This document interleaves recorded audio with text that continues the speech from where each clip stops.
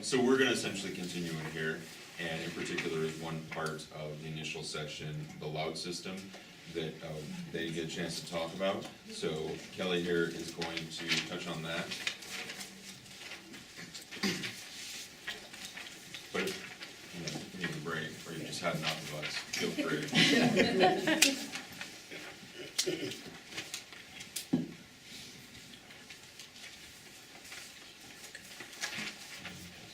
No, it's just this one slide, Oh, so. okay. So before, when you were in the grading scale, our time kinda got cut a little short. We didn't get to discuss the Laude system for honors distinction at graduation. So essentially, what we're looking at is 4 tiers. 4.0 and technically above, if we're doing the exceeding, would be considered a summa cum laude distinction. They would, at graduation, get stoles, and the stoles would be the same regardless of summa, magna, or cum. But then when they are read to come up, it will be announced. And there's also, we're still working on that process of how they would actually, if they would go on the diploma, that sort of thing. We haven't quite finalized that. But that distinction would be announced when they walk up to get their diploma. The magna cum laude is at a 3.76 to a 3.99. Cum laude is 3.5 to 375. And then honors is 3.0 to 3.49. And this is the overall graduation honors. This would not be the same for honor roll. Questions? How are you gonna determine the valedictorian? The only reason I ask that question is because there's a good size scholarship or whatever it is that goes with that. So you possibly are creating more 4.0s. I'm not sure if that's how everybody's thinking, but I would think you might have more. Can I ask you what scholarship you're referring to? Isn't there a scholarship that the top person in the school Is it still called the gets? Academic Excellence Scholarship? The higher The state academic awards, excellence. yes. That's, yeah. Absolutely. So, the valedictorian is not, just because you label a person valedictorian does not make that person your candidate. In fact, we've had, because the tiebreaker for those, is ACT score. And we have board policy that dictates how we select that candidate. So just naming a person valedictorian does not distinguish that scholarship to that person. There are other ancillary factors for that scholarship if the person's attending in-state versus out of state as well. So I would just comment to you that those are separate and apart. But is it usually the first requirement or the first thing that is looked at is the GPA? Yes, that's correct. And then it goes to? Yep. You have other distinguishing criteria. That's absolutely correct. Yeah, but the GPA is number one, and so if if one person is higher than everybody else, then that is the recipient, is my understanding. But then if they're tied, Yeah. then it goes to the tiebreaker process That that's is outlined correct. in the board. That is correct. And remember that that's 4.0 and up. There should be probably a plus sign for the summa cum laude, because if we're gonna do the exceeding, which we showed you in that grading scale, they could potentially have a 4.25 or.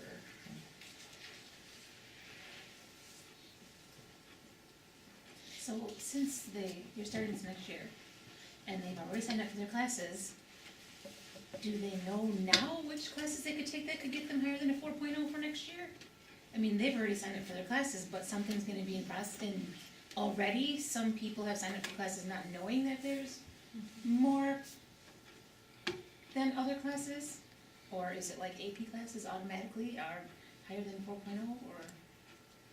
And maybe this is, correct me if I'm wrong, I believe the freshmen that will be sophomores are the first grade that this fully will be implemented in.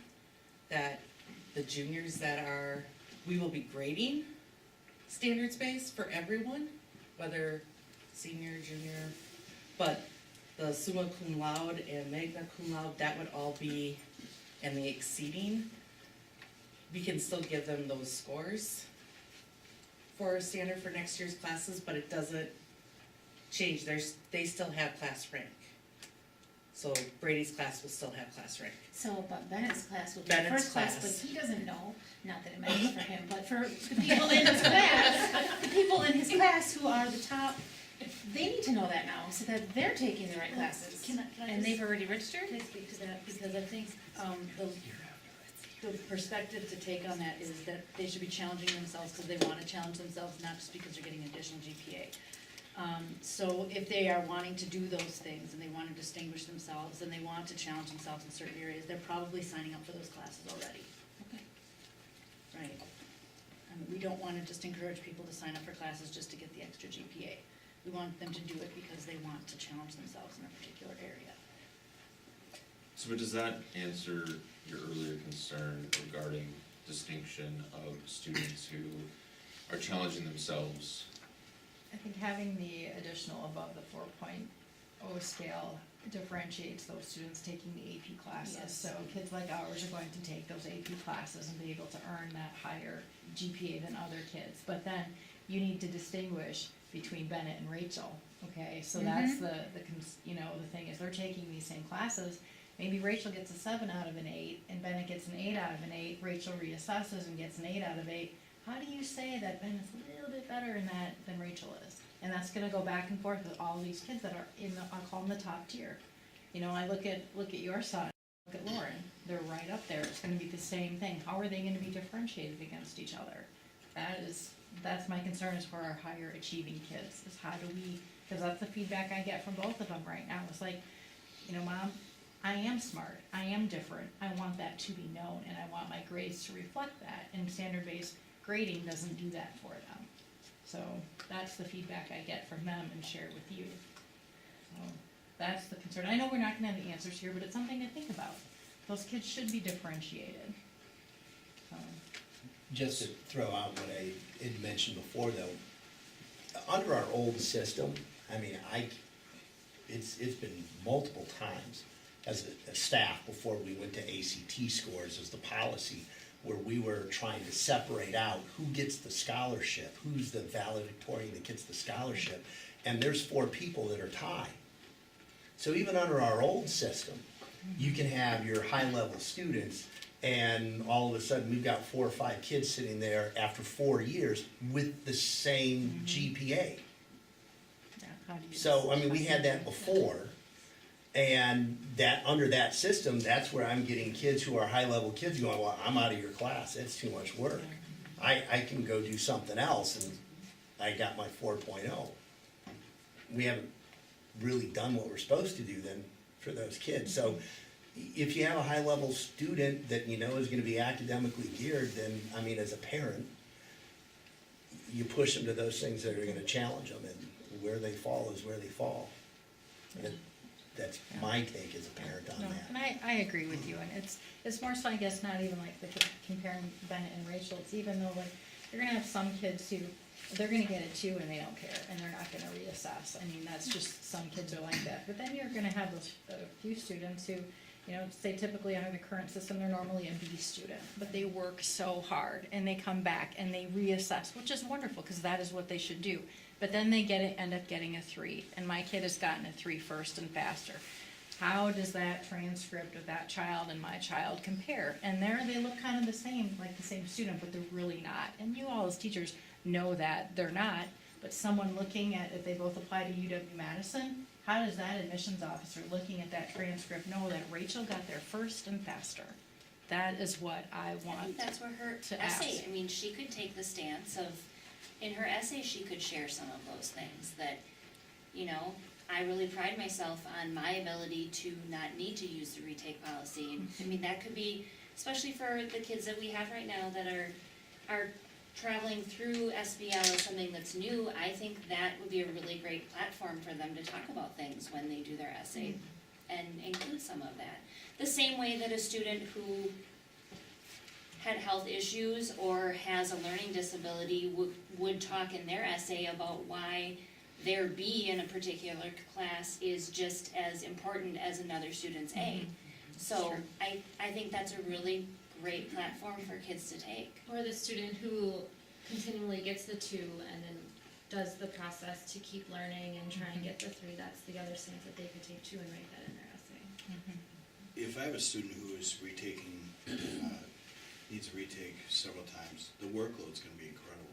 It's gonna be, I can't imagine that if they're doing so many retakes, if we're talking 1 or 2, I get it. But if we're talking multiple, the workload's gonna be incredible, the review of the material, the process, conferencing with the teacher to, whatever other components they have to demonstrate that they are prepared for a retake. I can't imagine kids that wanna do more than one. It just seems like a lot because the class continues, so those kids who are grabbing it the first time have more time. They're grasping more material within a component where somebody else has to go and rewind and go back through the process, and boy, they better catch up fast. It's kind of what it comes down to some degree, if they really want to go that route. So to me, they have to go really above and beyond, especially if it adds up a little. I think too, it was really refreshing to hear the IHE panel talk about their holistic approach to looking at applicants.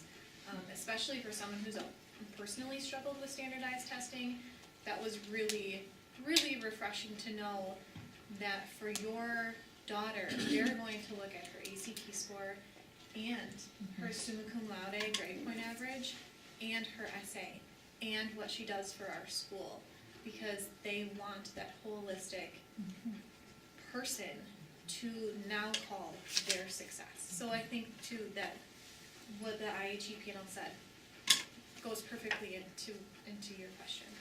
Well, kind of the old school, you've heard of street smart and book smart.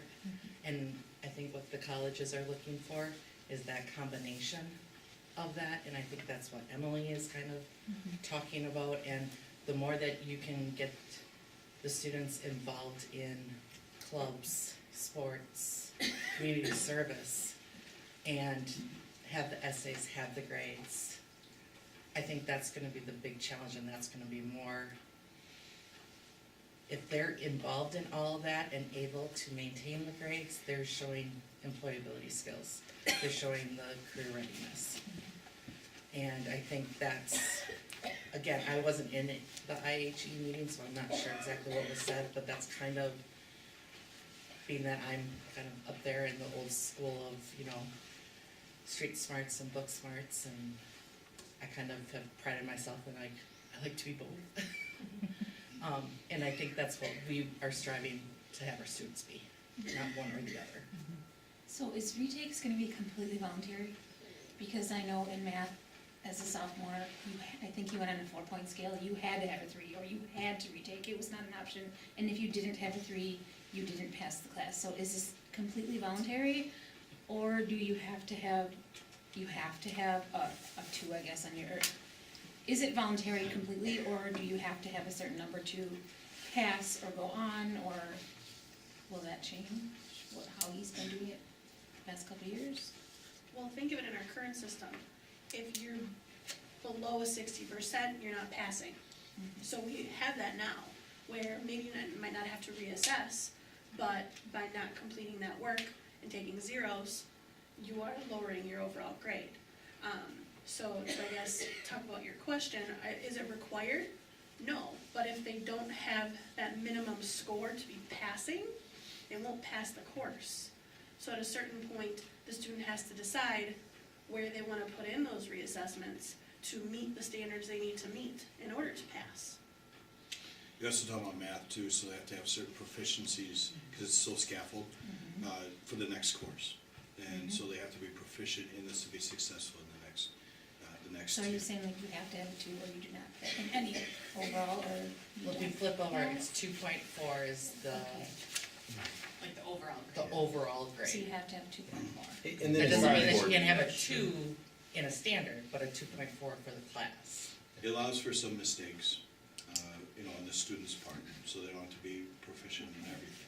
So they can be a little less, but overall, it shows that they're proficient in the course. So that will be overall, so he will be changing for next year because you had to.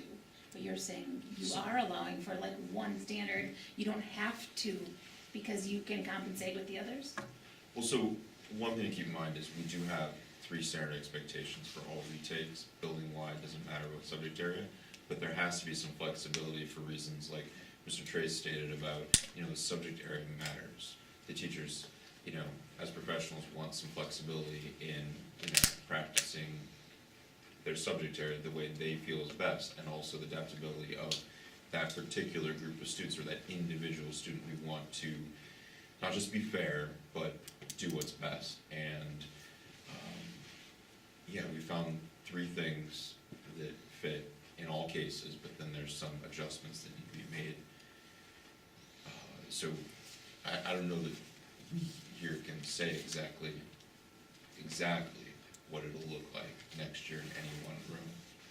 We know that 3 things are gonna continue to be practiced, that we're gonna have the conference, we're gonna have the learning activity, learning opportunity, and what's the third one? Reassessment. Yeah, of course, the reassessment itself, that's important.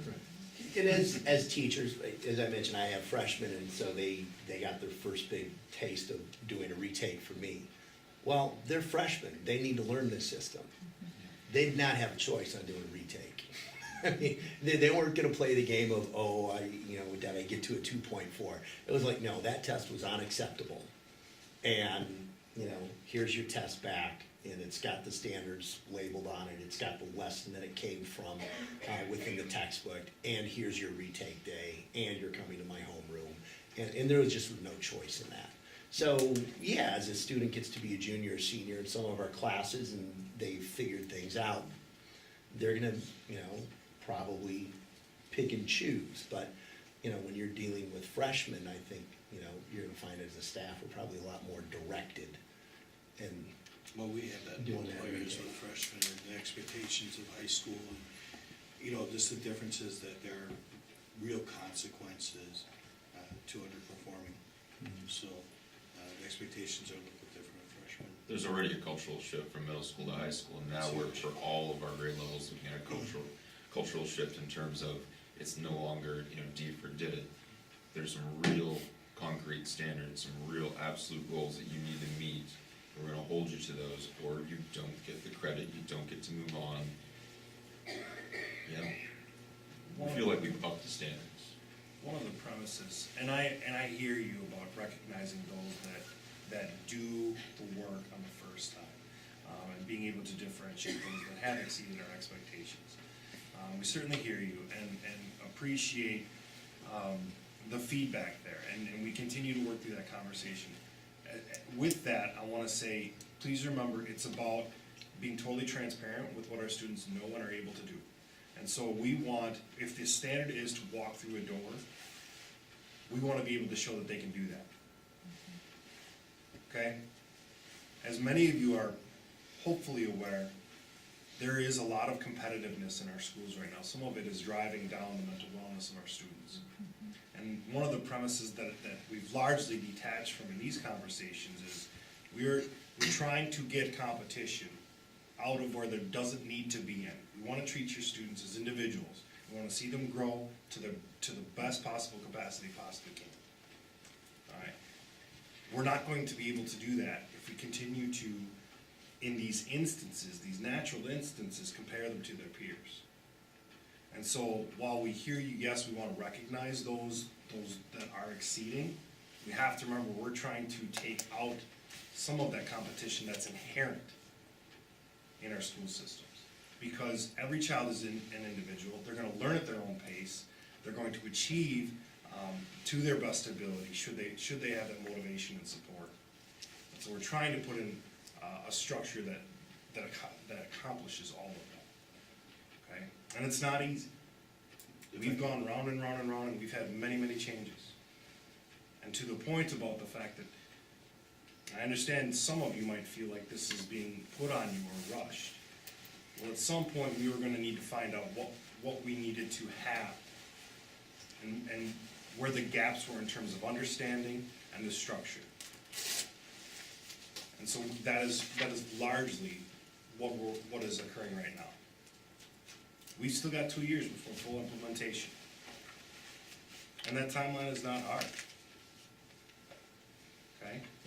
We're gonna make sure that we have all the pieces in place to make sure we don't adversely affect our students, and we give them the best possibility to grow that we possibly can.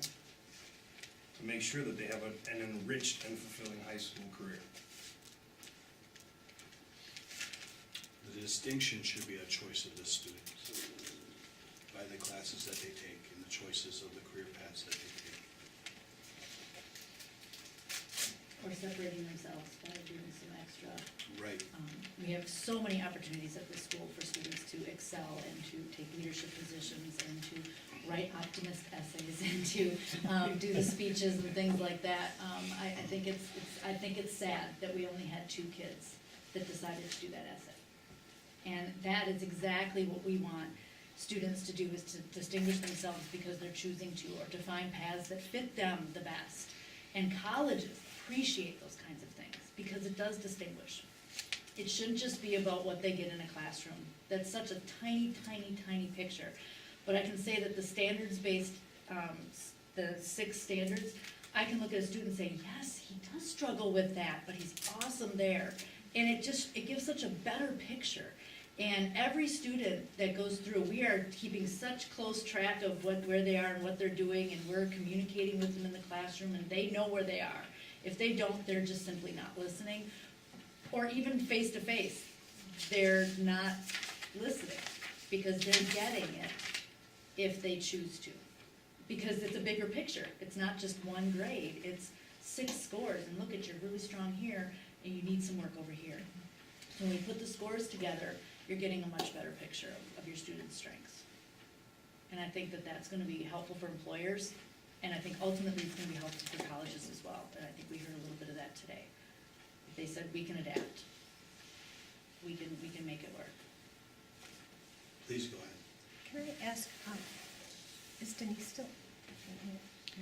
Okay. Sorry, she was setting up for the ACT. Oh, do we know how many institutes of higher learning were asked to come tonight? Like, I noticed Lawrence wasn't here. Like, was the response, whoever she asked overwhelmingly said, yep, I wanna come, I had things to say about it? Because we did hear a lot, again, unlike my school, but we did hear a lot of things that they're pretty open to embracing it as long as that explanation is there for the school profile. Yeah, Sally and I made those phone calls. Oh, okay. And yeah, for the most part, they were eager to. I called 3 and 3 said yes. Right Yeah, away. and the only no's I got were, we happen to be in the heart of admissions season. We are stuck at our desks, going through the admissions process, looking at people's applications, so I'm afraid we just can't spare anyone. There was no, what do you mean standards-based learning? There was no,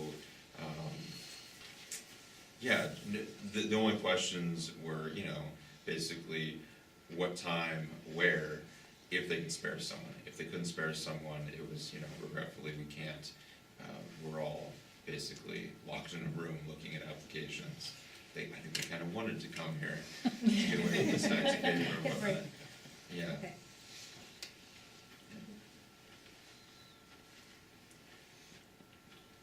Well, it's 5 minutes beyond 7. If you have additional questions, I would invite you to write them down on the survey. If you take a few moments to fill that out.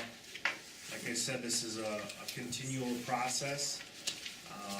And we very much value your input and feedback.